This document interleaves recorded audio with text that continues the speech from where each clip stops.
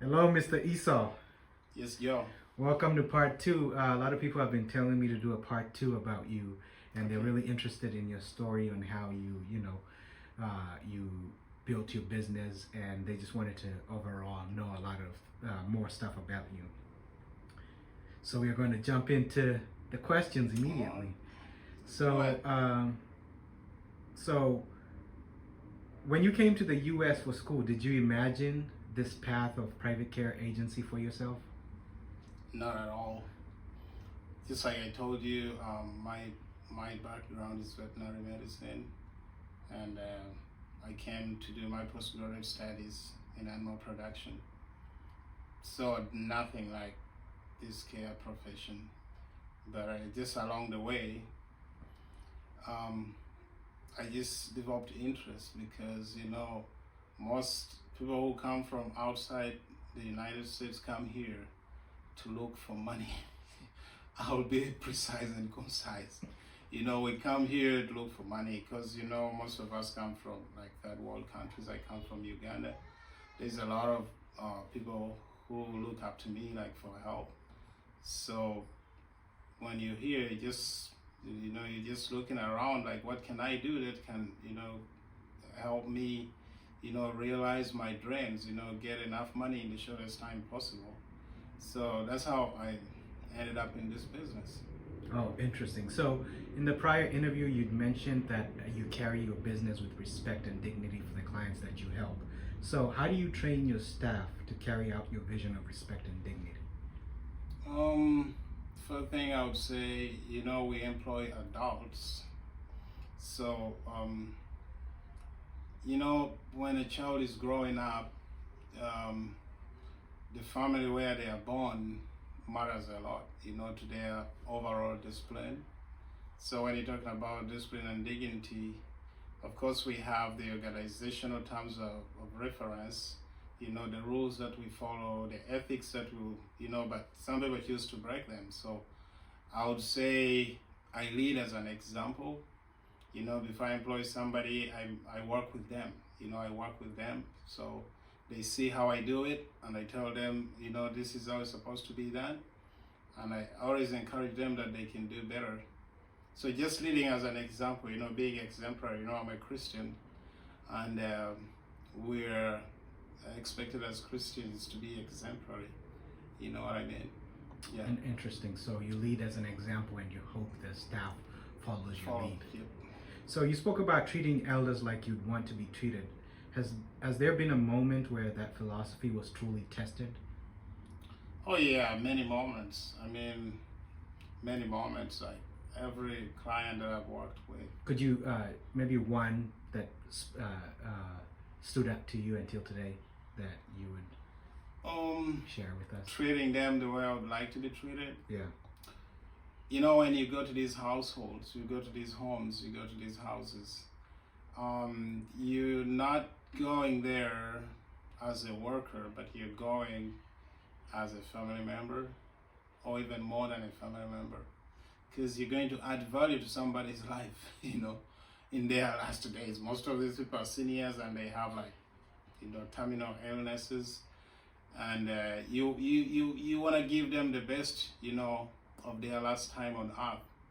Yeah, so I tell my workers, you're gonna see these people as your relatives, show them love. Don't focus on the money.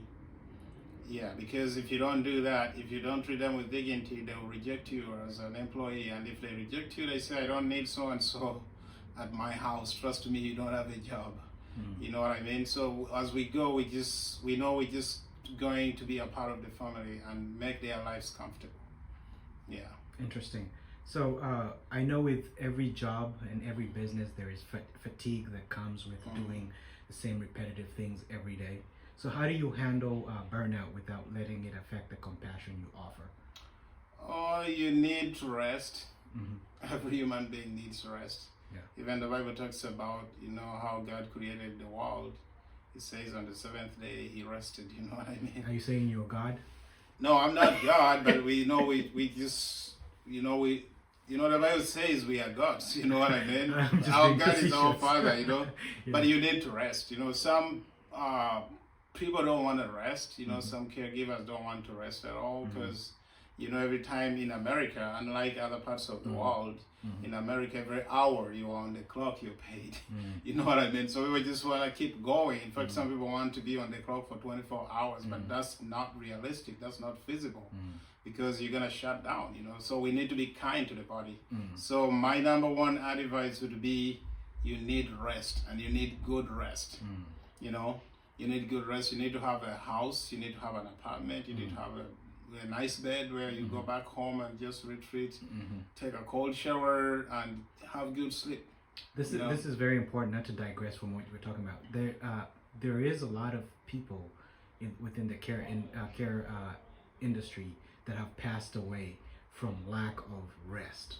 Especially, this is a warning to people that come to this country and they're newly here and they're bamboozled by the amount of money and how strong the economy is. You have to be, to rest properly in order for you to be able to work properly, and you got to take care of your body so your body can take care of you, right? Yep. Rest properly, eat well, eat healthy, and have fun. I mean, many people, just want to work and sleep and eat. They don't want to have fun, but you need to relax your brain. Find something that gives you comfort and peace and relaxation. There's a lot of things that people do. People go to the park, people go to the beach, people go to clubs. I don't go to clubs because I'm born again, but I go to church and pray and watch movies, visit friends, on your day off. I would recommend everyone to have at least one full day off. When I say day off, I mean 24 hours, day and night. I concur with Yes, that, sir. because don't let the money bamboozle you. You die and you leave the money here. Yeah. And when you get seriously ill, trust me, in this country, if you don't have medical insurance, that money is nothing. There's no money that can treat you cash here, because medical care is super expensive here. So you need to rest. Maybe that's a topic for a different Another video, day. Where we talk about insurance and so back to what advice would you give to other immigrants looking to start in this field? One thing, I would say we are lucky if you know English, because if you don't speak English, it's hard to do healthcare in the United States, because most of the clients speak English, trust me. You know what I mean? So that's why you find like mostly people from the English-speaking countries, from Africa. There are countries in Africa where they speak English. There are countries in Africa, like West Africa, where people like mainly speak French. You don't find them in such business. They are missing out on a lot. Our people like from Mexico, the Latinos who just only speak Spanish. You find them doing something like construction. They're in the road industry. So you need to know English. That's number one. So if you're planning like to travel to the US and you want to get into this business, make sure at least you have good English and you can communicate. You know what I mean? Because you're living with this person, it's just two of you. You're not gonna use sign language. And then number two, when you get here, start as a worker, work for somebody. Don't just rush into the business before, like trying out and learning the dynamics of the business. Yeah, so start by working at least for 2 years, consecutively, and then you'll make up your mind, because you may hear what we are saying and you think, oh, it's something super juicy, I'll go and just, plug in the business, but it's got its own challenges, so you have to, try it out as a worker, work for somebody. We are lucky, you don't need to have a university degree or a university diploma. You can come to this country without any certificate and start as an HCA, the home care aid agent. You'll undergo training for just 2 weeks. And after that, you have a chance to upgrade to a certified nursing assistant, and then you can even go and get a diploma in the nursing field, get a bachelor's degree, become a registered nurse, and you can keep going. So there's really good opportunity in this country. Yeah. Interesting. So there you have to be patient, and it's interesting that you talk about learning how to speak English. Communication is so. If you're in a country where English is not the first language, you can start over by getting a YouTube account, and then teaching yourself how to speak English. To speak English, yeah. There's no excuse. You can't do this in America if you cannot speak English. I never thought of that. A lot of people in this industry come from English-speaking countries. Interesting. All right. So, what systems or tools changed the game for your business, do you think? Systems or tools. I would say there's not like special kind of tools that you like download and or there's this tool that of course there are tools that you use, you know, you have to track the hours that people are working for, otherwise you're gonna pay for what is not worked for. Or somebody can be home and lie to you that they worked. So there's a lot of tools that we use like online, you know, for tracking hours where somebody clocks in and out. You know, that is very fantastic because you don't need to be there. You know what I mean? And it works with the GPS. So they're gonna be within the house, you know, the client's radius. You know what I mean? So they're not allowed to clock in, you know, maybe say 500 yards away. You're gonna be in the house before you clock in. So that's a good tool. But also we have a lot of tools. We have like the printed out things where you do your chatting. But then also we have the online tools where you just, you know, chat, you know, like just give a brief of what happens, you know, what transpired in the course of your shift, you know. Have you had a caregiver try to cheat you before? A lot of them.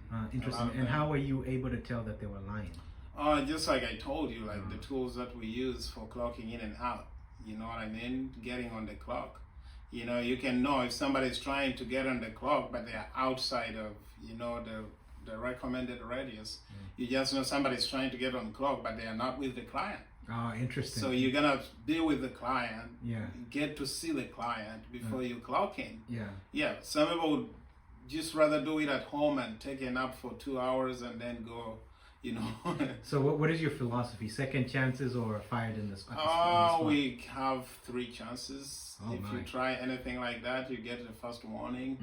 You do that, you get the second warning, and then the third warning, and the fourth time you're gonna have to go. Oh wow! So we are very gracious. Oh, okay. Oh, that's pretty cool. So how do you balance profitability with ethical caregiving? What should I say about that? Profitability with ethical caregiving. The reason I should say this is because someone saw your first video and got in my inbox and said, "Oh, do you think this is a viable career?" And they were talking about you should go. I would rather work as a caregiver. And so basically, what I told them is like, if you know what you're doing with a private care agency, you could see between $10,000 and $15,000 US, even possibly more a month. Oh yeah. And they didn't believe me. You can get way more than that if you own the business. Yeah, because if you're just working as an employee, trust me, it's hard to make all that money because, you know, they're gonna take the taxes bit of it, and by law, you are limited on the number of hours you work. Yeah, of course, it will be a sensible employee will not employ somebody for 24 hours. Of course. Maximum we can employ you is maybe 12 hours, or you can do like 16-hour shifts. You know, that's 8. A standard shift is 8 hours, but you can go for 16 hours, maybe 3 times a week. You know, something like that. But if you're in the business, you can make way more. 20, 15 is nothing. You know what I mean? It just depends on how many clients that you have. Interesting. You know, and you know, money. So back to your question, you say how we balance profitability and ethics. Yeah. In the healthcare field, bro, you're gonna take ethics seriously. You know, because you're dealing with humans, and this is life. Yeah. So there's no way like balancing. Ethics come as number 1. Trust me. But there's always money. Of course, you'll make money if you do your job well. You're dealing with human beings who've got brains. Some of them are smarter than us. Some have been like they are retired pilots, generals, architects, and what. So they understand all these things. So there's no way you can go around You know what I mean? And just as a caveat, I should say that you're not going to make $15,000 on day one. No. You would have to be there to learn the system, and Yep. you can eventually make that. We're That's not saying right. that. Just like any other business. It's just like any other Yeah, business. there's what we call break-even point. Yeah. Break-even point. You know, like if you started your care agency and you have one client and I have 5 clients, there's no way we can make the same amount of money That's because, you know, there is a limit of how much they pay. You know, like right now in Washington State, it's between $28 to $50 an hour. So if I have 5 clients, you can do the mathematics, and you have just 2 clients. So it's just a process. You know, there's people who have over 100 clients. There's people who just have like 2 clients. You know what I mean? So it's a process, and it grows with time. Yeah. So And you have to have the passion for it. Oh, you're gonna have the passion. Don't get into this for the money, because I keep telling people, like, if you find your purpose and your goal or something that you want to do, you have to have a general interest in it. Yeah, or you're gonna get discouraged if you don't make the money. Oh yeah, especially this one here, because you know, some clients can be real mean. You're like, yeah. You mean abusive financially or psychologically? Not really financially, but you know, like the word abuse, abuse in Africa where I come from is a different thing, and in America when they say abuse, you know, it's an umbrella term. Yeah. But I'm saying like being mean, like they you know, like, you know, they can like speak funny words. You know, they you know, they curse, you know, and we don't blame them, you know, because you know I just know I'm dealing with a patient. Yeah. You know, and the patient can say anything because they're not in their right state of mind. And to put it in perspective, some of these people are from a different generation. They grew up in the 40s, the 50s, slavery, so they may slavery. use racial slurs against you. Yeah, there's one who called me the N-word. After helping guys, she called me, and I'm like, okay. Yeah. She looked like 87. You know what I mean? Yeah, such people, they probably seen as, you know, some of them, anyway, I don't want to go in that. Yeah, so we're basically saying you need tough skin. Yeah, you need tough skin, and you need to just know that I'm at work, I'm on the clock, but, you know, my shift is gonna end, and I'll go home and relax. Okay. Yeah, so, just like every job has got its own difficulties, you know. Yeah, that's true. Yeah. So, final question, because I know you have somewhere to be after this. What does success look like to you, not just financially, but humanly? What is success? Oh, success is, to me, is doing what you love to do. You know, you wake up in the morning and go, but you're happy. You know, you go to bed and you can't wait like to go and do that thing again tomorrow. You know what I mean? But that thing is like meeting all your needs. You know, you don't need to have all the money in the world, be the richest person in the world like Elon Musk, but if what you're doing, you really have passion for it, you love it, and at the same time, it's providing whatever you need, I would call that success. Interesting. You know what I mean? Yeah. Also, the happiness that you get, the fulfillment that you get, you know, like you have passion, you know, it's like watching your best movie, you know what I mean? You just enjoy what you're doing, but you're enjoying the work, but it's paying, you know, for, you know, whatever you need in life. I would call that success. Also, the one last thing, also the job you're doing must be in position like to give you a lot of time to do whatever you want, to spend time with your family, to go on vacation. You know what I mean? I would call that success. You know, a job that gives me time. You know, I know I'm gonna get a fat paycheck at the end of the month, but I can do whatever I want. I can fly to any state. I can go back home and see my parents. You know what I mean? I'm at work, but I can use my phone. You know, it's just like some cool hobby. Interesting. Okay, Mr. Esau, thank you for availing yourself today, and it looks like this is a series that's building. We might be back for part 3. No Who knows? problem, you know, this Thanks. is. I've been. Thanks for having me. Our reviews. viewers, God bless you all. We love you, and just feel free to, you know, like, share.